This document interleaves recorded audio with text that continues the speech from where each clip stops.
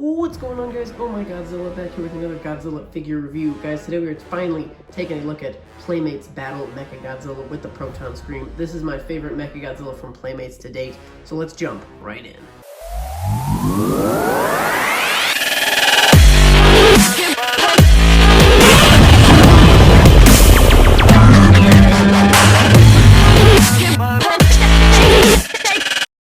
Alrighty guys, so let's take a look at the figure in the box first. You get the Battle Mechagodzilla. I really like the black and red text they have down there. Monsterverse logo, Proton Scream.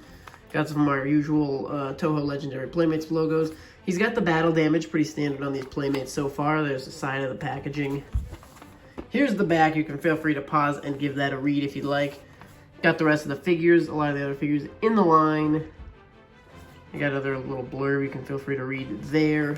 Here's the other side. Guys, if you still need it, take a look. Go ahead and screenshot that barcode. You can bring that into your stores. I think this guy's a Walmart exclusive at the moment. So feel free to bring that into Walmart. You got the Proton Scream, the battle damage, and the figure himself. Guys, moving this guy aside, let's take an actual look at the Battle Mechagodzilla. Guys, this guy's definitely a really, really cool installation in the Playmates Godzilla vs. Kong line.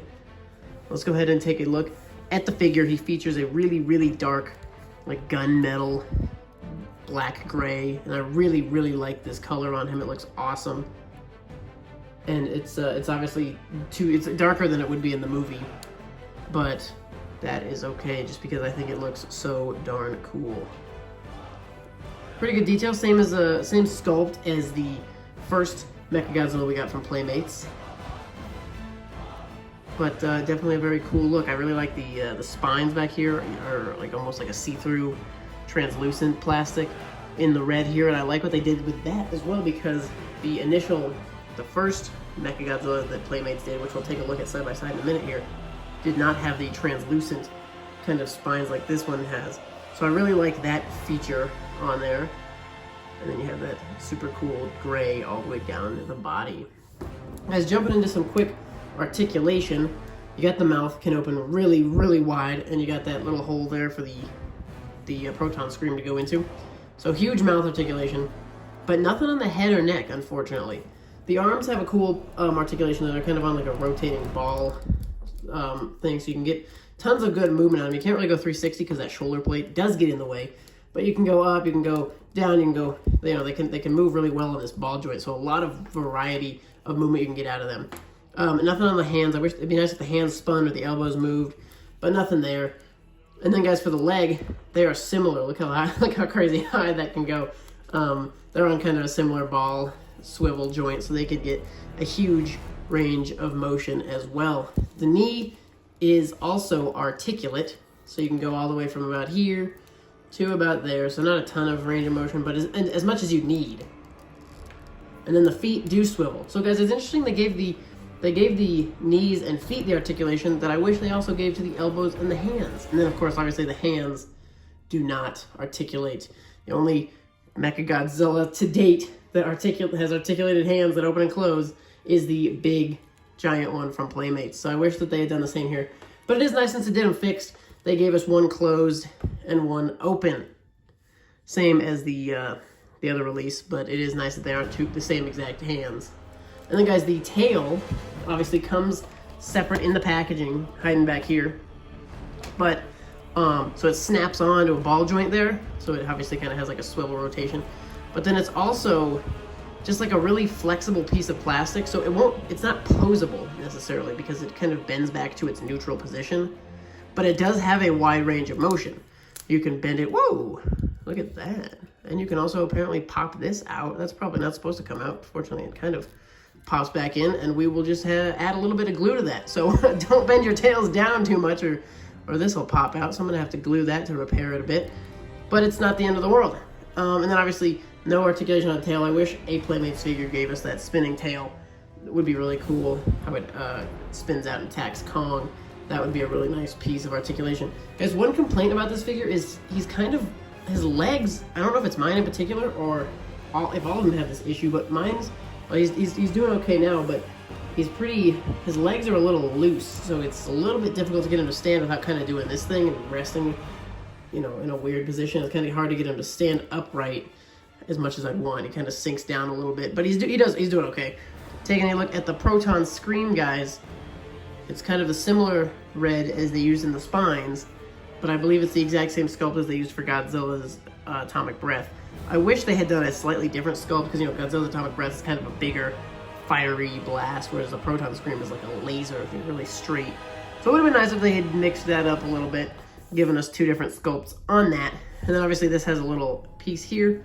You just pop open the mouth, and that slides right in. And then you can kind of close it up on it. So there is the Proton Scream. Let's go ahead and size this guy up against a couple of other figures. So if you have him standing in kind of his regular standing pose, here's the Heat Ray Godzilla. So obviously this scaling is a little bit backwards. Mechagodzilla should be a little bit taller than Godzilla. And even if he's standing upright, that's a better scaling. But like I said, see that's where that standing problem comes in. See, because you can get him to stand at a more movie accurate height, but then he kind of slouches back down into his little crouched position. And guys, can we get the two figures to have their blasts connect? I don't think so. It'll be kind of hard because they both point too close down. Unless we can kind of... Nope. So I just wanted to compare him to the Playmates Godzilla. Guys, here's one more I wanted to size him up against. This is the Bandai Mechagodzilla with his garbage hands. So they're close to the same height when he stands upright, but definitely still quite a bit smaller than the Bandai Mechagodzilla. And guys, just for comparison, I wanted to show him next to the first Mechagodzilla we got, the Mechagodzilla that comes with the heave. So obviously really, really different in paint. And see, that one stands up okay. So maybe it is just mine that stands weird. But obviously that paint coloration is much, much different. I gotta understand. So you have the translucent spines versus kind of the solid red spines. You can see those differences. And then you have obviously the kind of just the light gray versus like this really dark gray. So while this paint job isn't necessarily, you know, it's too dark to be more movie accurate, this is a more movie accurate gray. I think this dark gray just looks really, really awesome. So I got to appreciate the dark gray and the kind of fact that they mixed it up instead of just using the same exact paint. So I'm definitely grateful they went out of their way to do a different paint job, guys. Quickly, we will grab the ruler and see how this guy measures up. When he stands properly, he's standing right at about 6 inches. But when he hunches down, guys, that's the 5.5 inch mark. So he's under 5.5 when he's slouching like that. Lengthwise, he measures up okay, though. When he's in this position, nose to tail's just over 10 inches. So not too bad of a tail, pretty decent. Guys, overall, this is definitely a pretty good figure. I'm definitely glad I picked one up. They were a pain to track down for a while. Really annoying to track down. They came to my city really late. Like I said, guys, if you do not have one, use that barcode on that box. Screenshot that, bring it into your stores. See if they can tell you when it's coming, you know, when they might be getting some in. They should be able to hook you up, guys. So thank you so much for watching, guys. I just want to know, does anyone else have this? I know a lot of people are getting theirs. I want to know your thoughts on it. What's your favorite Playmates Godzilla vs. Kong toy to date so far? And what do you want to see next? Guys, thank you so much for watching. Stay tuned for more, and we'll see you in the next one.